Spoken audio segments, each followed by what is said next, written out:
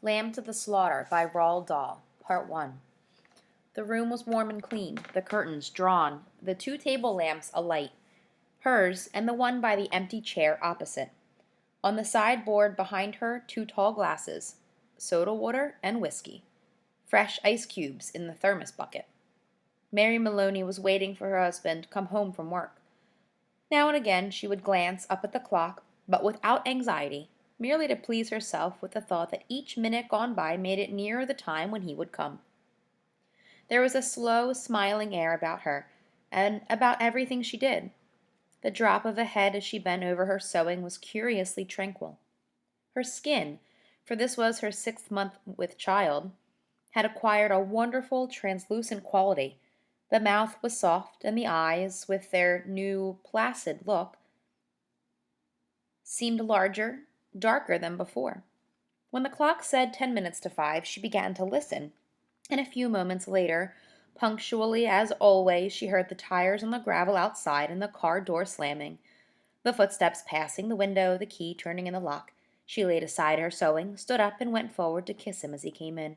"Hello, darling," she said. "Hello, darling," he answered. She took his coat and hung it on the closet. Then she walked over and made the drinks, a strong-ish one for him, a weak one for herself, and soon she was back again in her chair with the sewing, and he in the other, opposite, holding the tall glass with both hands, rocking it so the ice cubes tinkled against the side. For her this was always a blissful time of day. She knew he didn't want to speak much until the first drink was finished, and she, on her side, was content to sit quietly, enjoying his company after the long hours alone in the house. She loved to luxuriate in the presence of this man, and to feel, almost as a sunbather feels the sun, that warm male glow that came out of him to her when they were alone together. She loved him for the way he sat loosely in a chair, for the way he came in a door or moved slowly across the room with long strides. She loved intent, far look in his eyes when they rested on her, the funny shape of the mouth, and especially the way he remained silent about his tiredness, sitting still with himself until the whiskey had taken some of it away. "Tired, darling?" "Yes," he said, "I'm tired." And as he spoke, he did an unusual thing. He lifted his glass and drained it in one swallow, although there was still half of it, at least half of it left. She wasn't really watching him, but she knew what he had done because she heard the ice cubes falling back against the bottom of the empty glass when he lowered his arm. He paused a moment, leaning forward in the chair, and then he got up and went slowly over to fetch himself another. "I'll get it," she cried, jumping up. "Sit down," he said. When he came back, she noticed that the new drink was dark amber, with a quantity of whiskey in it. "Darling, shall I get your slippers?" "No." She watched him as he began to sip the dark yellow drink, and she could see little oily swirls in the liquid because it was so strong. "I think it's a shame," she said, "that when a policeman gets to be as senior as you, they keep him walking about on his feet all day long." He didn't answer, so she bent her head again and went on with her sewing.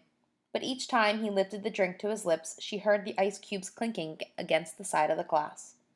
"Darling," she said, "would you like me to get you some cheese? I haven't made any supper because it's Thursday."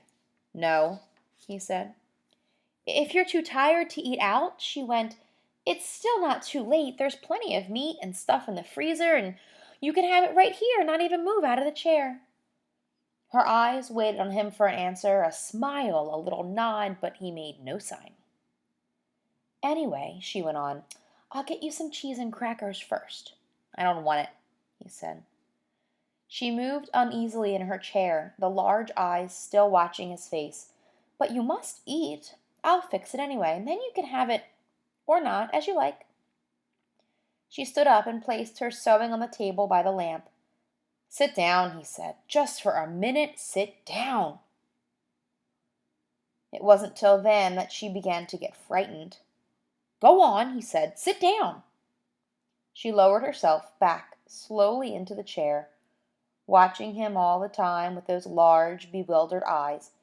He had finished the second drink and was staring down into the glass, frowning.